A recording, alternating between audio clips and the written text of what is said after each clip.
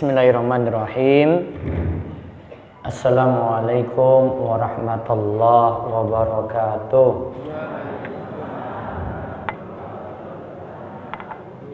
Alhamdulillahi rabbil alamin. Hamdan katsiran thayyiban mubarakan fi kama yuhibbu rabbuna wa yardah. Wa asyhadu an la ilaha illallah wahdahu la syarikalah. Wa asyhadu anna Muhammadan abduhu wa rasuluh. Allahumma sholli ala nabiyyina Muhammad wa ala alihi wa man tabi'ahum bi ihsan ila yaumiddin. Allahumma anfa'na bima 'allamtana wa 'allimna ma yanfa'una wa zidna ilma. Segala puji kita panjatkan pada Allah Rabbul Alamin. Salawat serta salam mungkin tercurah pada Nabi yang mulia, Nabi agung, Nabi kita Muhammad sallallahu alaihi wasallam. Baik, mengawali malam ini kula tuntun doa meminta ilmu yang manfaat. Kula tuntun ji. Allahumma inni as'aluka ilman nafi'a wa rizqan thayyiba wa amalan mutaqabbala. Allahumma inni as'aluka ilman nafi'a wa rizqan thayyiba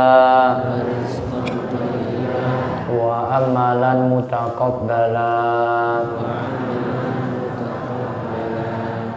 Ya Allah, aku mohon kepadamu ilmu yang bermanfaat, rizki yang halal, dan amal yang diterima. Baik, malam ini kita mohon pada Allah semoga kita dapat berkah saking majelis ilmu dan mendapatkan ilmu yang nantinya kita amalkan, dan ilmu ini bisa terus memperbaiki kita jadi lebih baik. Baik, malam ini kita bahas tafsir surat An-Nas, masih agar tidak diganggu setan. Kita masih lihat nanti surat An-Nas dulu, artinya setelah itu kita akan lihat kiat-kiat dari kiat 40 malam ini tentang sujud tilawah dan sujud sahwi. Baik, sekarang bisa dibaca. A'udzu billahi minasy syaithanir rajim. Bismillahirrahmanirrahim. Qul a'udzu birabbin nas, malikin nas, ilahin nas, min syarril waswasil khannas, alladzi yuwaswisu fi sudurin nas, minal jinnati wan nas. Katakanlah, aku berlindung kepada Rabb yang memelihara dan menguasai manusia, Raja manusia, sembahan manusia, dari kejahatan bisikan setan yang biasa bersembunyi, yang membisikkan kejahatan ke dalam dada manusia, dari golongan jin dan manusia. Baik,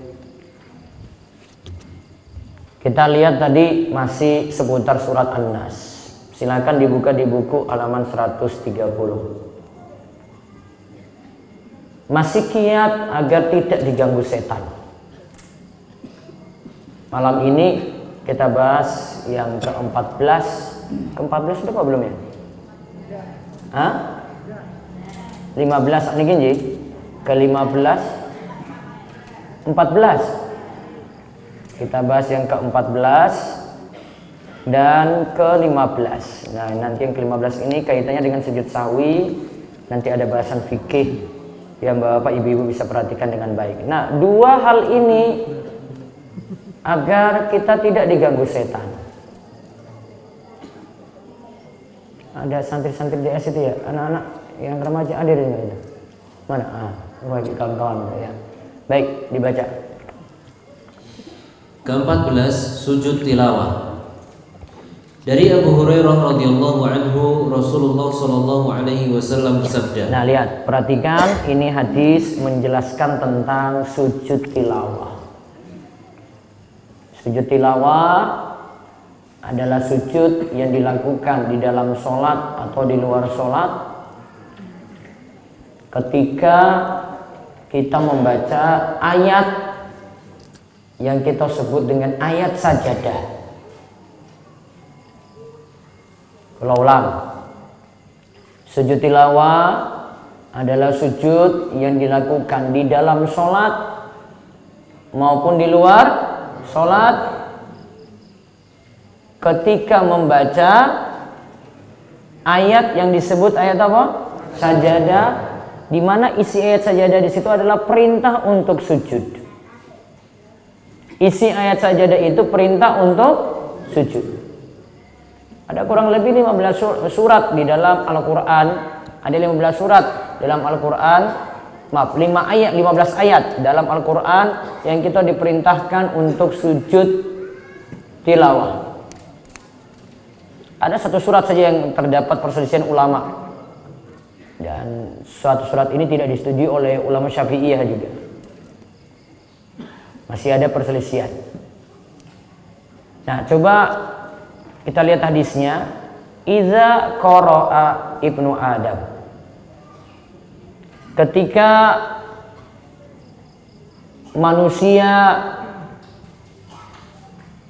ketika qara'a, manusia membaca, seseorang itu membaca sajadah, ayat sajadah. Fasajada, lantas ia sujud, yaitu manusia tadi itu sujud. I'tazala syaitanu yabki.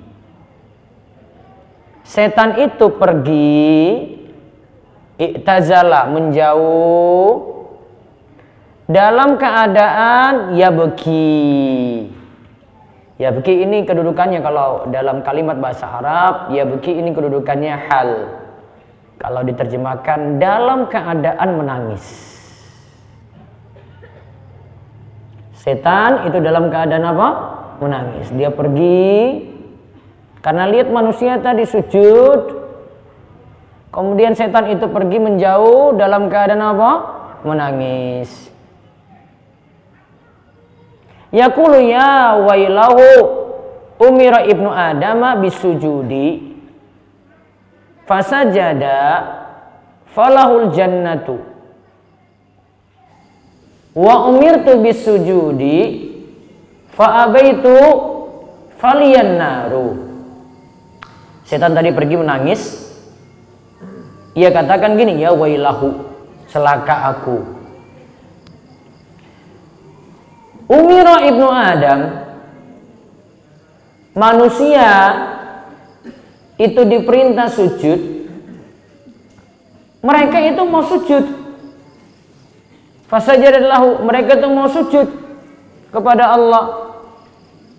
Falahul jannah, maka bagi yang sujud tadi baginya surga. Falahul jannatu, maka baginya surga. Wa umirtu, sedangkan aku, setan bilang nih ya, setan itu katakan, sedangkan aku diperintahkan bisujudi, untuk sujud, fa abaitu, aku enggan. Setan gak mau. Faliyan naru, maka bagiku, kata setan, bagiku itu neraka. Cerita tentang apa ini? Sujud tilawah. Kapan dilakukan tadi? Ketika bertemu dengan ayat sajadah.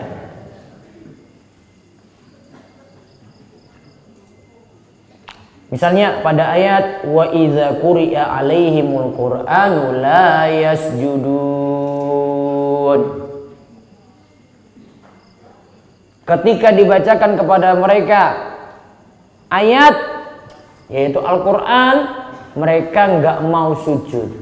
Nah, di situ akhir ayat ini itu ada di pojok, maaf, di border, di bingkai Quran itu sebelah kiri atau kanan itu ada gambar masjid atau kubah. Jadi, itu menandakan ayat tersebut adalah ayat sajadah. Maka kalau sudah baca wa idza quri'a 'alaihimul qur'anu la yasjudun, imam kalau jadi imam langsung turun sujud. Allahu Akbar. Makmum gimana? Turun sujud atau tidak? Makmum nggak ngikut. Ini makmum ngeyel tenan ini ya.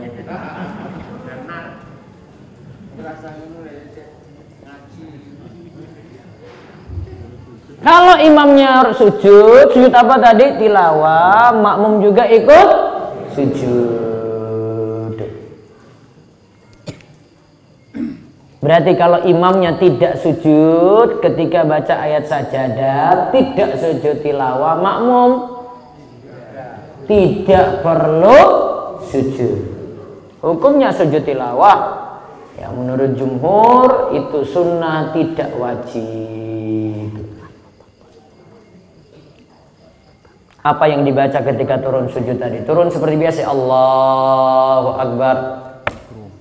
Nah, sekarang sujudnya sama seperti kita lakukan sujud yang lain gitu. Apa?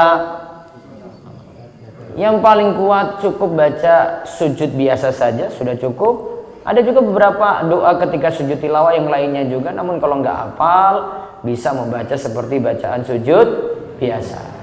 Cuma satu kali sujud saja setelah baca ayat ini. Kalau lagi sholat berarti balik berdiri lagi lanjut ayat. Fa idza quri'a 'alaihimul qur'anu la yasjudun. Tadi turun sujud Allahu Akbar.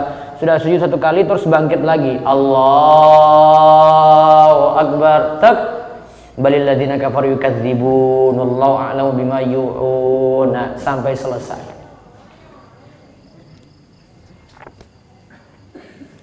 Dan dianjurkan pada hari Jumat ketika sholat subuh membaca surat As-Sajadah pada rakaat pertama 3 lembar.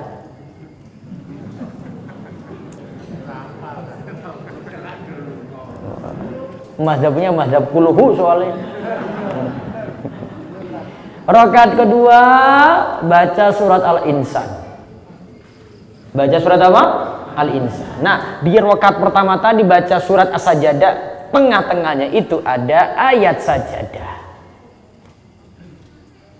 Tapi kata para ulama, bukan yang dimaksud pada sholat subuh hari Jumat baca surat yang ada ayat sajadahnya, bukan.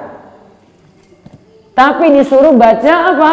Surat As-Sajadah. Beda ya. Kalau saya suruh baca surat yang ada ayat sajadah, saya baca yang tadi, baca surat yang tadi itu. Wa idza quri'a 'alaikumul qur'anu la yasjudun. Baca itu. Namun yang disuruh adalah baca surat As-Sajadah. Kalau disuruh baca surat As-Sajadah berarti utuh. 3 lembar. Itu sak rakaat. 3 lembar itu cepat aja kok. Nah, saat subuh tadi dan itu hari Jumat, hikmahnya adalah kata para ulama, diterangkan oleh Syekh Abdul Fauzan di Minhal Alam. Beliau sebut hikmahnya adalah karena hari Jumat itu kan hari diciptakan manusia.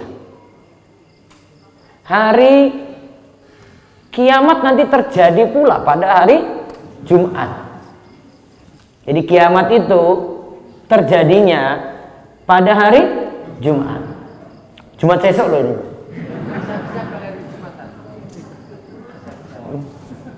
Harinya hari apa? Jumat. Pokoknya kiamat ingat saja. Oh, kiamat itu hari Jumat. Oh, kelingan itu loh. Makanya karena surat As-Sajdah ini membicarakan tentang diciptakannya manusia, awal penciptaan, terus dibicarakan hari kiamat. Nah, nyambung dengan surat As-Sajdah. As-Sajdah ini kaitannya dengan hari Jumat karena hari Jumat itu waktu-waktunya penciptaan tadi dan waktu terjadinya hari kiamat. Nah, itu yang dibicarakan dalam surat As-Sajdah dan surat Al-Insan. Maka nyambung dengan hari Jumat. Paham ini? Itu semampunya. Jenengan nggak bisa yuk hari Jumat waktu subuh nggak bisa baca surat As-Sajdah ya wes, kembali ke mazhab jenengan masing-masing. Mazhabnya Pak Sudar itu ya kul ya sudah ya wes kul wae. Kalau itu nggak mampu, tapi sekadar tahu, karena nanti kalau jenengan misalnya umroh itu hal yang umum kalau di Arab. Jadi jenengan kalau sholat di belakang sesudais nanti, kalau lagi umroh atau haji, nah pas lagi jadi makmum, wah itu pas hari Jumat, sholat apa tadi? Subuh. Nah biasanya imamnya baca itu, jadi jenengan siap-siap. Jadi nggak kaget, wah iki apa meneh kono sujud meneh. Dari berdiri langsung Allahu Akbar sujud. Imamnya keliru itu. Padahal jenengan saya ora paham. Gitu. Ya, diberitahu kayak gini nanti besok siap-siap. Paham, Ji? Iya, mudah-mudahan nanti bisa sholat di belakang saya sudah situ. Imamnya Masjidil Haram. Tuh. Kalau imamnya Bibal sana itu ya Syekh Sudar. Beda-beda 11-12 lah. Kan tadi Sudais, ini kan Sudar.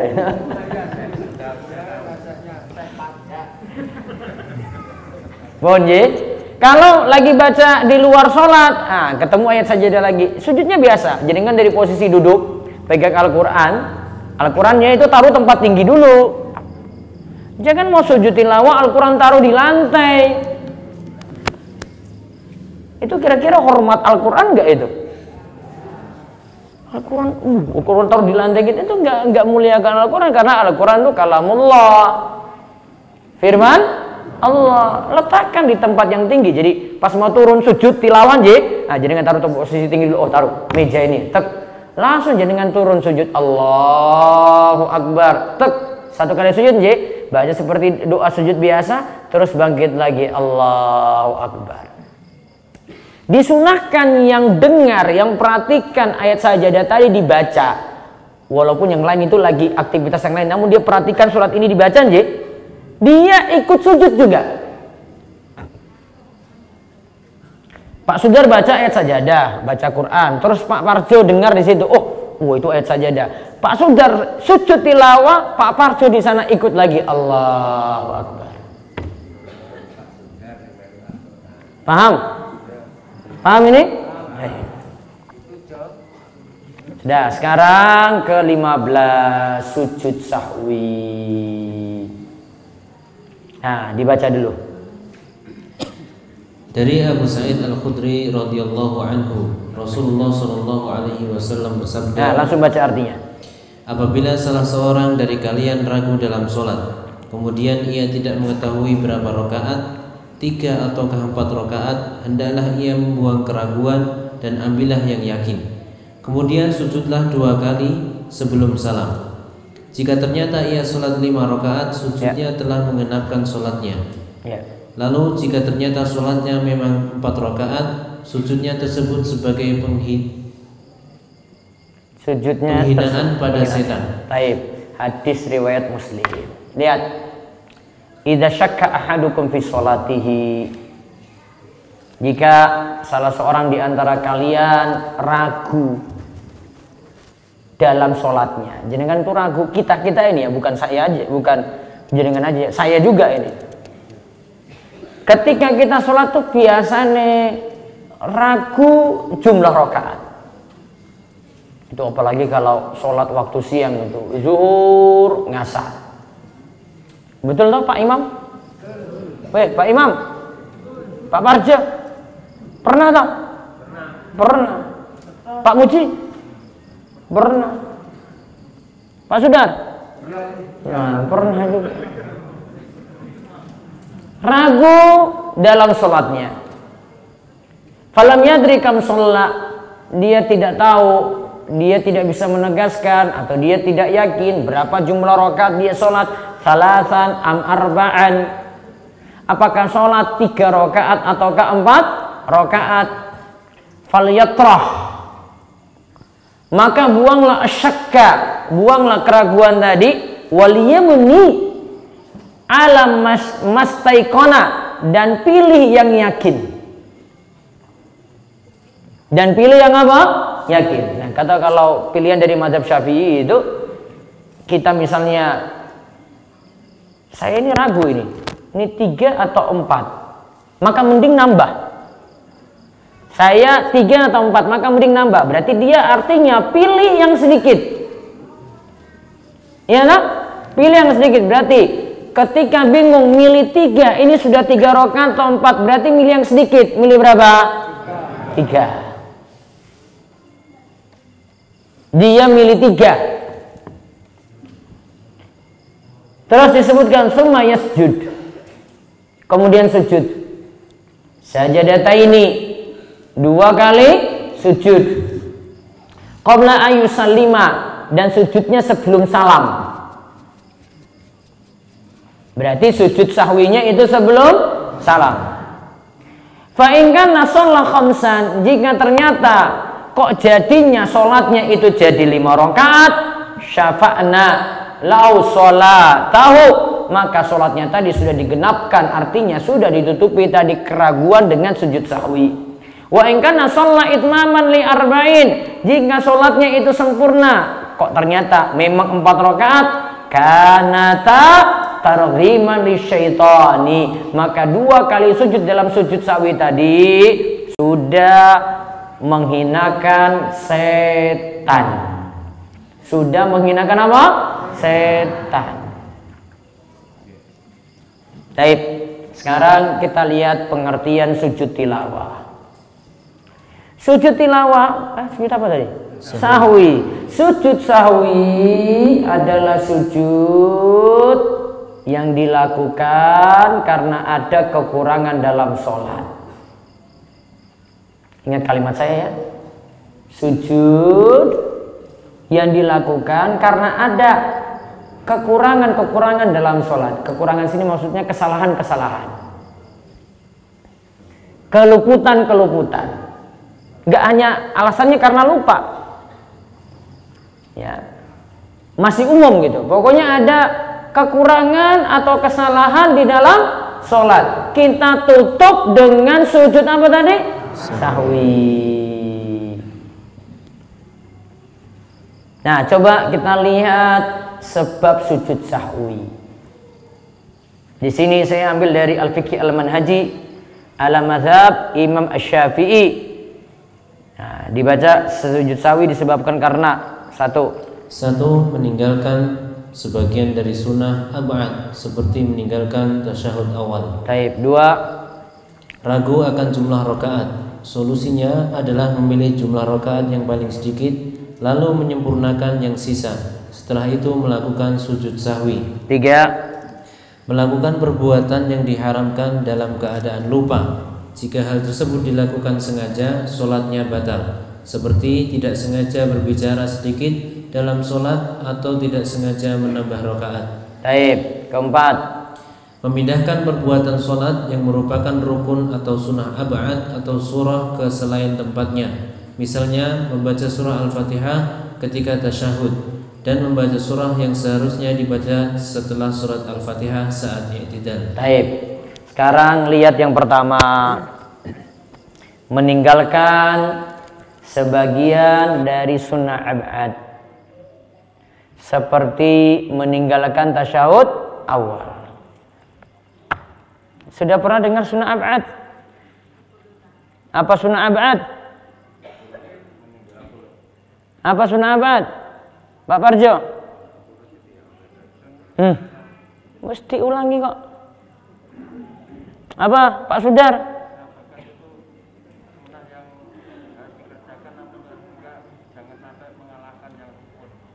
Sunnah yang harus dikerjakan namun jangan sampai mengalahkan yang rukun. Wah, kurang pas. Ini kayaknya pas saya ngaji kemarin itu lagi turu paling gila. Apa sunnah abad? Hah, Bapak-bapak? Pak Hartono? Meninggalkan yang wajib. Innalillahi wa inna ilaihi raji'un.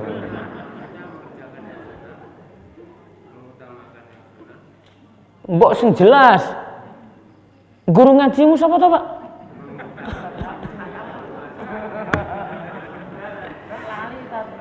Lihat, perkara dalam sholat kita bagi jadi 3. Ini makanya besok ikut daurah meneh iki lho. Sing wajib ini. Itu wajib ain, wajib kuadrat. Biar besok nggak ulang-ulang lagi itu. Besok tanggal 14, 16 daurah di DS gratis. Ini dengar mboten niki Pak Takmir niki. Hari Jumat sampai Minggu. Wah Ustaz, iki aku duwe sapi yo kepiye yo aku arek ngaji ya. Sapine kon poso sik. Wah Ustaz, aku duwe warung ki kepiye? Warungnya ditutup. Ngajinya berapa hari tadi? Cuma 3 hari saja. Nanti 2 bulan lagi baru ngaji kayak gitu lagi. Tak kasih gratis loh, makannya gratis, minumnya gratis, ngopinya gratis. Kalau hotel bayar, ini loh. Coba, perkara dalam sholat ada berapa? 3. Ingat, 1 rukun, 2 sunnah ab'ad, 3 sunnah hay'ah. Ulang ya. Yang pertama apa? Rukun sholat. Yang kedua sunnah ab'ad. Yang ketiga sunnah hay'ah. Coba ulang-ulang. Yang pertama apa? Rukun sholat. Yang kedua sunnah ab'ad. Yang ketiga sunnah hay'ah. Hay'ah. Iki angel banget ya wong Jawa iki nyebut wong Arab gitu. Ilate. Waduh. Apa yang pertama tadi? Rukun. Rukun sholat itu ada 17. Ada berapa? 17. Nanti Pak Sudar besok buka Safinatun Najah. Buka lagi bukunya. Itu kayak Pak Parjo itu loh. Sunnah abad. Ya, sunnah abad ada 7. Tapi yang sering nanti kita temui itu yang satu yang kalau sebut di sini, tasyahud awal. Bedanya apa rukun sholat dengan sunnah abad? Rukun sholat itu perkara wajib. Jika ditinggalkan, tidak dikerjakan sholatnya tidak sah. Harap tak jawab. Jika dikerjakan sholatnya tidak sah. Namun kalau masih di dalam sholat boleh kembali lakukan rukun sholat tadi. Boleh apa? Kembali lakukan rukun sholat tadi. Nanti kalau sebutkan nanti caranya gimana balik. Terus sekarang sunnah abad. Sunnah abad itu merupakan bagian saking sholat. Ingat ya kalimatnya ya, bagian. Bagian dari sholat. Jika ditinggalkan, tidak perlu kembali. Bisa lanjut, tetapi tutup kekurangan dengan sujud sahwi. Nah, ini yang kita bahas. Saya ulang. Sunnah abad itu merupakan bagian dari apa? Sholat. Jika ditinggalkan tidak perlu kembali, cukup lanjut dan nanti ditutup dengan sujud apa? Sahwi. Sedangkan sunnah hayah itu perkara sunnah dalam sholat. Jika ditinggalkan bukan masalah. Jika ditinggalkan tidak masalah. Nggak perlu balik-balik. Tidak perlu sujud sahwi. Berapa perkara tadi? 3. Coba kita mulai dari rukun. Contoh rukun. Rukuk. Ada mic.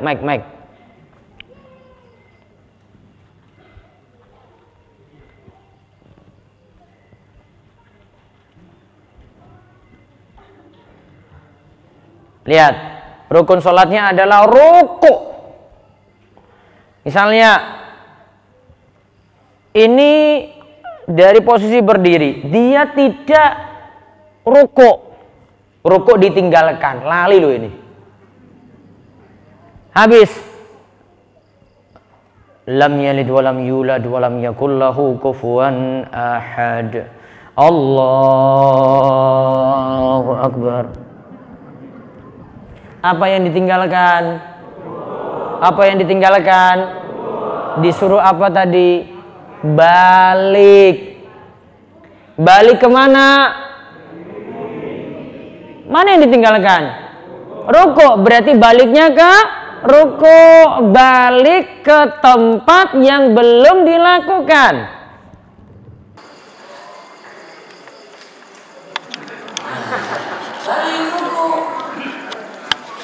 Paham? Karena belum melakukan rukuk maka baliknya ke rukuk. Misalnya ini sudah terlanjur 12 lagi. Sujud ya. Duduk antara dua sujud. Balik lagi. Allahu akbar. Lagi kelingan loh. Ternyata lupa apa tadi? Rukuk. Maka kalau sudah masuk ke rokaat yang berikutnya, rokaat sebelumnya jadi gugur, batal. Ini kembali lagi hitung rokaat baru. Berarti kalau tadi rokaat pertama dihapus. Sekarang ini rokaat pertama. Paham? Karena sudah masuk ke rokaat berikut. Rokaat pertama tidak dianggap. Paham ini? Ini terkait dengan apa tadi? Rukun sholat. Sekarang sunnah ab'ad. Lihat. Apa tadi sunnah ab'ad? Merupakan bagian dari apa? Sholat. Apabila ditinggalkan bisa lanjut. Ditutup nanti dengan apa? Sujud sahwi. Contoh, lupa apa tadi? Tasyahud awal. Kalau rukuk tadi rukuk masuk rukun. Kalau sekarang lupa tasyahud awal. Misalnya sekarang duduk, dia sudah sujud kedua ya, sujud kedua. Adik-adik perhatikan itu. Coba. Sujud kedua. Langsung ini sudah rakaat kedua, harusnya tahiyat dia langsung berdiri. Allahu akbar. Wah, Pak Sudar teriak subhanallah. Tadi disuruh apa tadi? Lanjut apa balik? Lanjut. Maka makmumnya tadi nggak usah dipedulikan, dicuekin aja. Apalagi Pak Sudar ngomong, "Oh, subhanallah lagi." Subhanallah dia suruh lagi. Wah, ditinggal aja, makmum ora paham. Disuruh apa tadi? Lanjut. Dia lanjut baca Al-Fatihah, lanjut lagi baca seterusnya toh. Terus rukuk, lanjut sampai tahiyat, sudah mau salam, disuruh sujud apa? Sahwi. Sujud sahwinya karena apa tadi? Meninggalkan tasyahud awal. Si makmum tadi gimana? Harus apa? Ngikut apa? Enggak, tadi dia kan ngeyel toh, enggak mau ini kan, dia subhanallah terus toh. Kayaknya duduk terus dia. Iya toh? Biarin aja.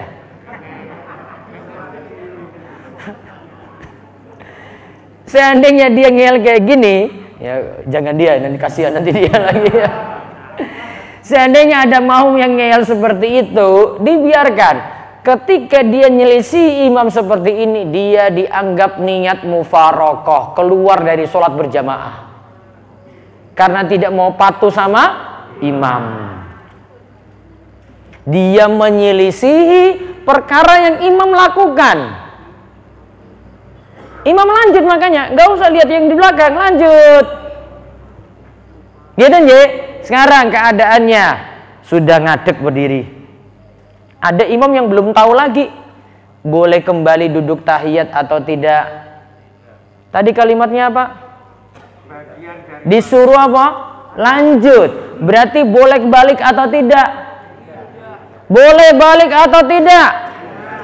Tidak boleh balik. Seandainya balik duduk tahiyat, hukumnya apa?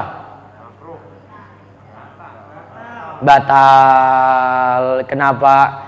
Karena kalau sudah berdiri tidak boleh duduk tahiyat. Karena berdiri berarti sudah masuk rukun. Sedangkan duduk tahiyat tadi baru apa? Sunnah abad. Tidak boleh meninggalkan rukun cuma gara-gara kejar sunnah. Itu alasannya. Berarti apa? Lanjut. Kecuali, lihat, dia mau balik ya. Dia mau berdiri ya. Allah subhanallah. Nah, di belakang subhanallah. Oh ya, sekalian. Belum berdiri nak? Belum berdiri berarti boleh balik. Kalau belum berdiri berarti boleh balik. Namun kalau sudah terlanjur berdiri berarti apa? Lanjut. Paham? Alhamdulillah.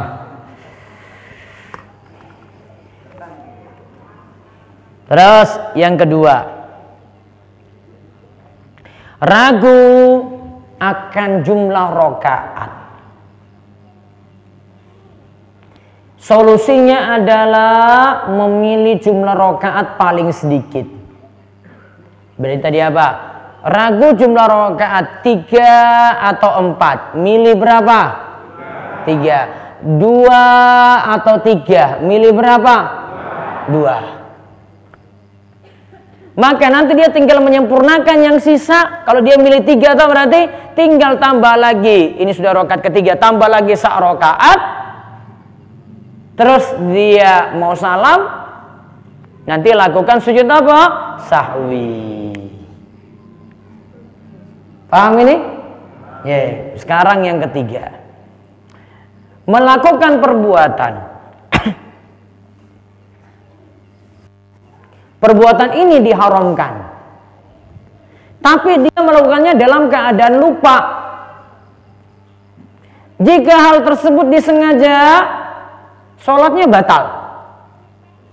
Jika hal itu disengaja, sholatnya apa? Batal. Namun kalau dilakukan dalam keadaan lupa, dimaafkan. Tapi kalau dilakukan sengaja, sholatnya apa? Batal. Seperti tidak sengaja berbicara sedikit, ingat sedikit ya, sedikit dalam apa? Sholat. Tidak sengaja. Kalau sengaja berarti sholatnya apa? Batal. Namun bicaranya sedikit. Kalau bicaranya banyak, batal. Mau sedikit atau banyak, ya. Kalau dia sengaja batal. Namun kalau ini bicaranya banyak, pokoknya batal. Disengaja atau tidak? Misalnya orang lagi sholat, ya terus ya kucing lewat, waduh kucing gitu, nah, sudah batal, sudah banyak kalimatnya. Astaga, gitu, batal, sudah banyak kalimatnya. Ini tidak pakai sengaja atau tidak sengaja, sholatnya apa? Batal. Namun kalau sedikit, ya, tidak sengaja, sholatnya tidak batal. Namun karena kesalahan dia lakukan, maka disuruh apa tadi? Sujud sahwi. Atau di sini tidak sengaja menambah rakaat. Soalnya kalau kita sholat isya kok jadi 5 rakaat, sengaja batal sholatnya. Tapi kalau tidak sengaja, sholatnya tidak batal. Nah, penambahan jadi 5 rakaat untuk sholat isya tadi ditutup dengan apa? Sujud sahwi. Nah, cukup sampai 3 dulu ini. Yang satu lagi besok. Sekarang saya bahas fikih. Tadi sujud sahwi ya. Tadi sudah sujud tilawah, itu bisa mengusir setan juga. Terus sujud sahwi, ya karena kita dalam sholat dalam keadaan ragu-ragu kayak tadi, setan juga akan menjauh. Sekarang kita masuk dalam pembahasan masih pembatal wudhu. Kemarin telah disebutkan pembatal wudhu ada berapa? Pembatal wudhu kemarin ada berapa? 5 apa 6? Lali meneh ibu. 5 1. Segala sesuatu yang keluar dari 2 jalan kecuali apa? Mani. Siapa yang kentut itu kan keluar dari 2 jalan maka wudunya jadi batal. Walaupun kentutnya dengan suara atau tanpa suara namun keluar bau, batal. Wah, biasanya itu yang menghanyutkan itu tanpa bau itu diam-diam saja dan tidak pernah bersalah, tidak pernah merasa salah itu. Gur seneng, gur menang, we.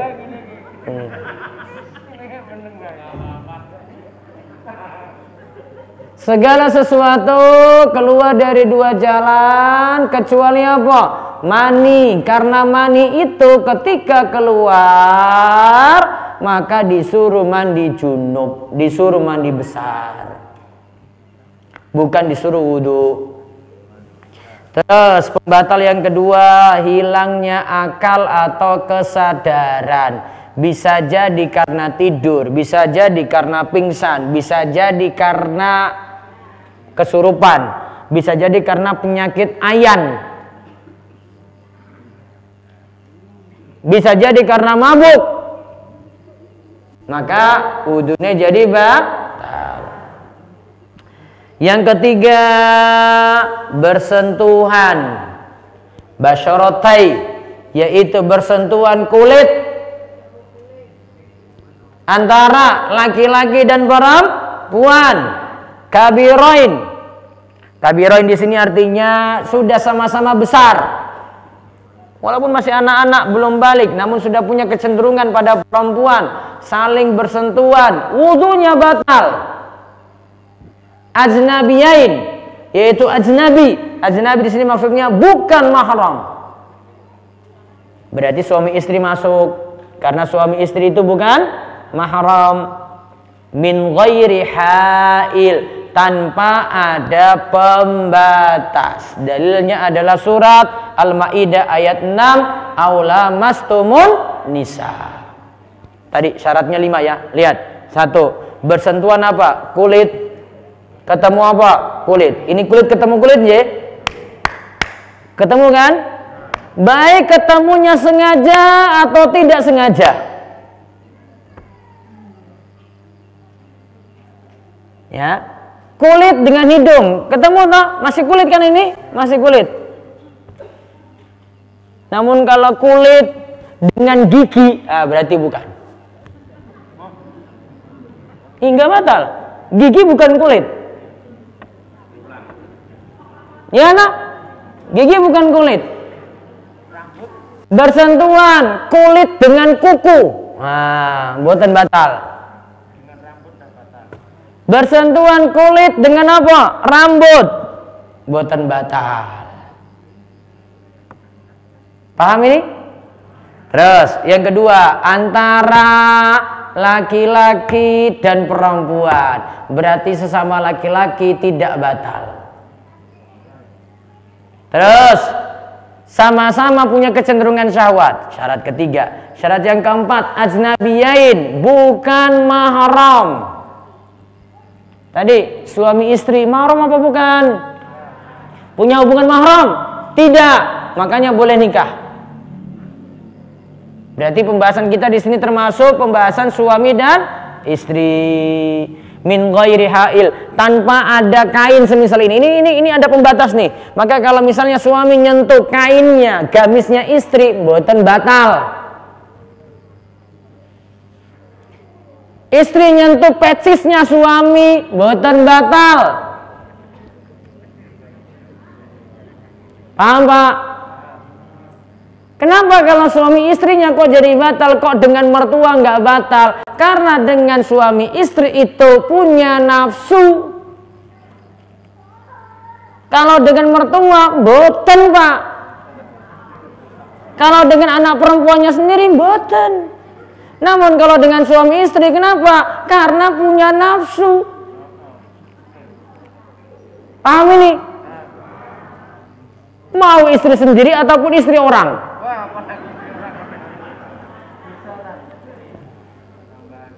Ya, mau istri sendiri atau istri orang? Sama. Lebih-lebih istri orang gitu loh. Paham ini?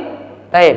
Bersentuhannya tadi ya terserah ya, mau sengaja atau tidak. Pokoknya kalau sudah kesentuh maka wudunya batal. Kecuali keadaan sangat-sangat darurat, seperti kita lagi tawaf keliling Ka'bah.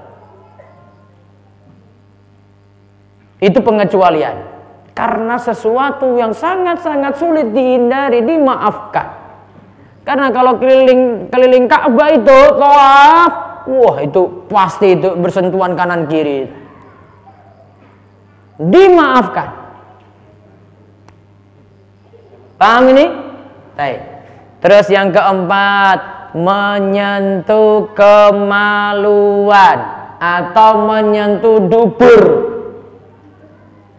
dengan menggunakan ini, nih, telapak tangan bagian dalam. Ini ya, ini telapak tangan bagian dalam toh, atau jari bagian dalam.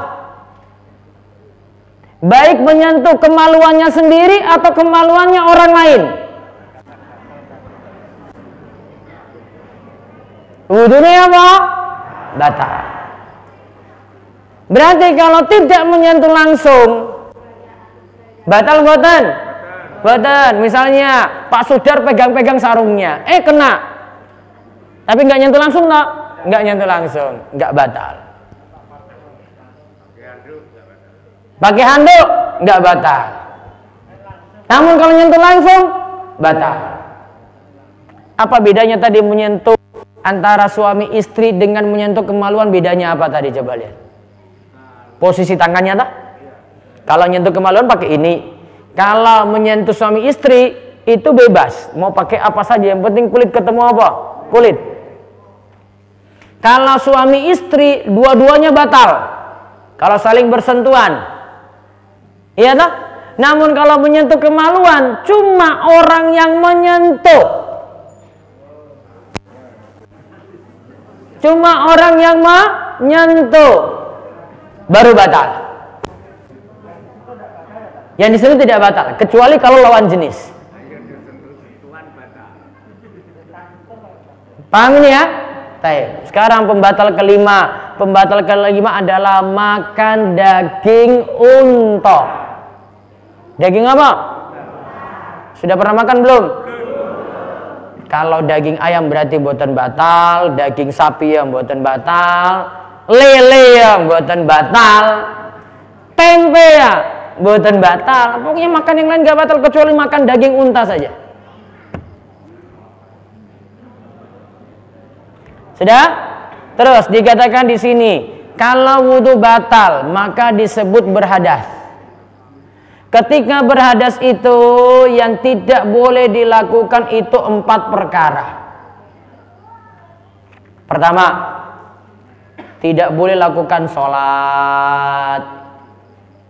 Tidak boleh lakukan apa? Sholat. Jelas ini ya. Kalau wudhu batal tidak boleh sholat. Yang kedua, tidak boleh lakukan tawaf.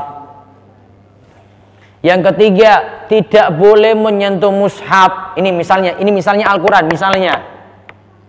Maka tidak boleh menyentuh bagian dalamnya, tidak boleh menyentuh covernya luar nih, bungkusnya nggak boleh. Ya, nggak boleh. Kecuali dia pakai kain lain gitu, gini, dia pegang. Ya, ini kain tisu dia pegang. Berarti nggak nyentuh langsung. Ya, ini nggak nyentuh langsung. Atau dia pegang di dalam HP ini ada Al-Quran. Berarti kalau nyentuh aplikasi Quran di dalam HP ini tidak nyentuh langsung juga.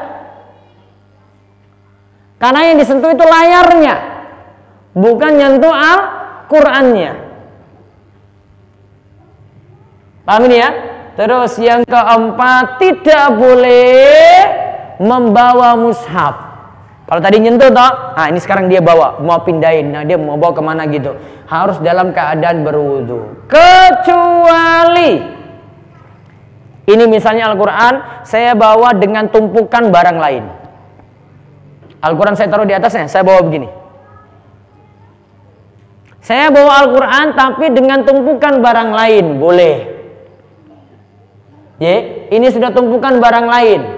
Kalau saya tumpuk Al-Quran ini, Al-Quran di posisinya di mana, Pak? Ini misalnya Al-Quran, posisinya di mana? Atas. Jadi kalau bawa mushaf, posisinya di atas. Nah, kalau tidak dalam keadaan wudhu, berarti bawa dengan yang lain nih, boleh.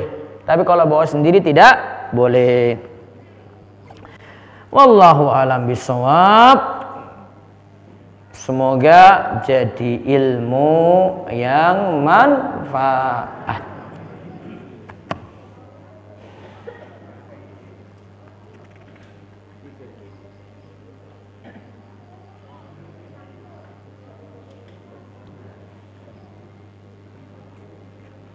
Baik, silakan jika ada pertanyaan. Ada lewat Zoom? Betul. Yang tanya langsung, silakan. 1. Siapa lagi? 2. Siapa lagi? Enggak ada.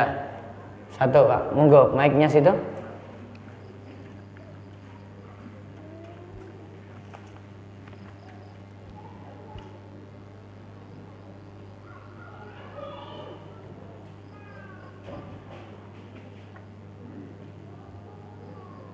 Assalamualaikum warahmatullahi wabarakatuh. Waalaikumsalam warahmatullahi wabarakatuh.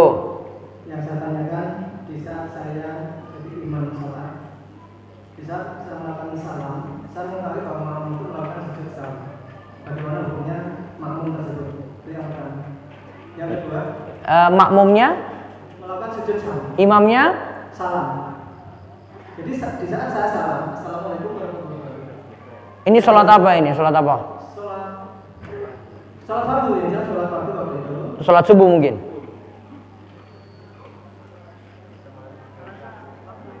Kalau itu sholat subuh, barangkali makmumnya itu meyakini kunut subuh itu harus ada, masuk sunnah abad, sehingga ketika imamnya sudah selesai dia sujud sahwi. Kemudian yang pertanyaan kedua, di saat saya sholat, saya bersin, bagaimana hukumnya sholat saya? Sholat terus bersin, masih sah. Terima kasih. Waalaikumsalam warahmatullahi wabarakatuh. Berikutnya lagi. Assalamualaikum warahmatullahi wabarakatuh. Waalaikumsalam warahmatullahi wabarakatuh.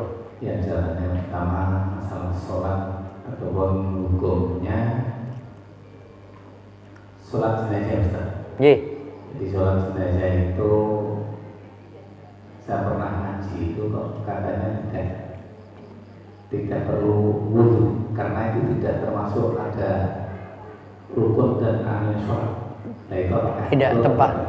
Nabi SAW katakan la yakbalu salata ahadikum, la yakbalu Allah salata ahadikum idza ahdatsa hatta yatawadda. Allah tidak menerima salat seorang ketika dia itu hadas sampai dia berwudu. Termasuk dalam hadis ini sholat jenazah. Ya, terus yang kedua masalah sujud tilawah tadi, yaitu tentunya kan kita perlu Ustaz itu paling nggak kita harus tahu ayat-ayatnya sajadah tadi, dan mungkin perlu tata caranya sujud dan lain-lainnya.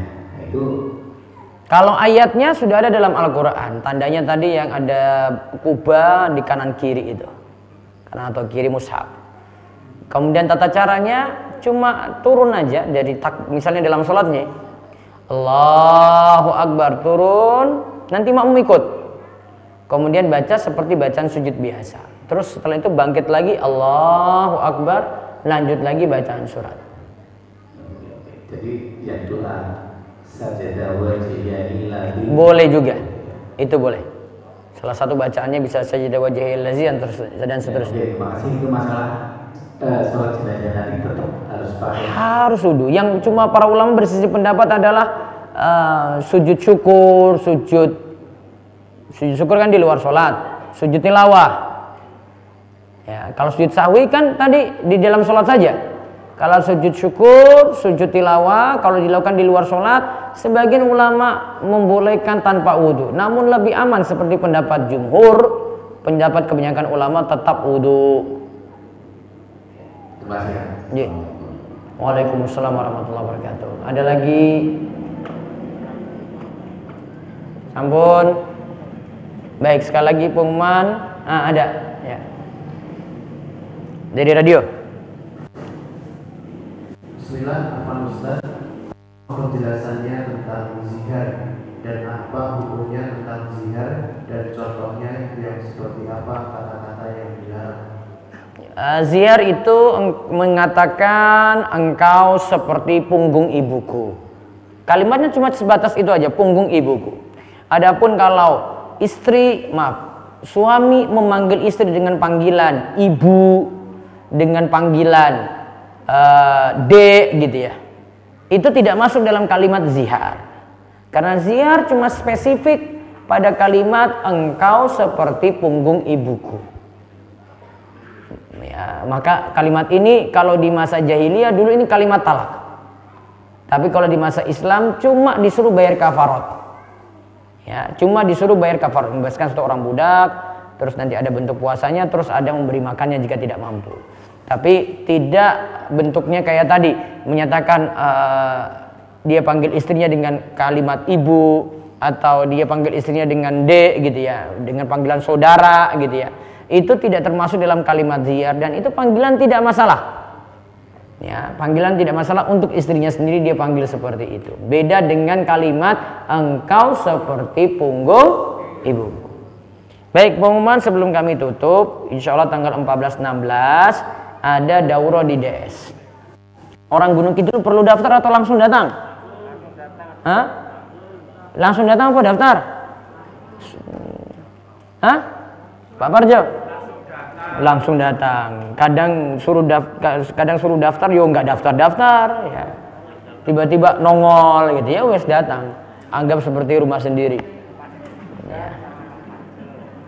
Monggo nanti hari Jumat sampai hari Ahad jamnya 8 pagi sampai 3 sore. Tanggal 14 sampai 16. Mau nginap di DS juga boleh. Ya, di masjidnya. Namun kalau nginap di hotelnya nanti bayarnya mahal itu. Pisan-pisan. Baik, demikian kita cukupkan. Mudah-mudahan semuanya sehat, panjang umur, dan Allah memberkahi kita semua dalam kebaikan. Kita tutup kali doa kafaratul majlis. Subhanakallahumma bihamdik, asyhadu an la ilaha illa anta, astaghfiruka wa atubu ilaik. Assalamualaikum warahmatullahi wabarakatuh.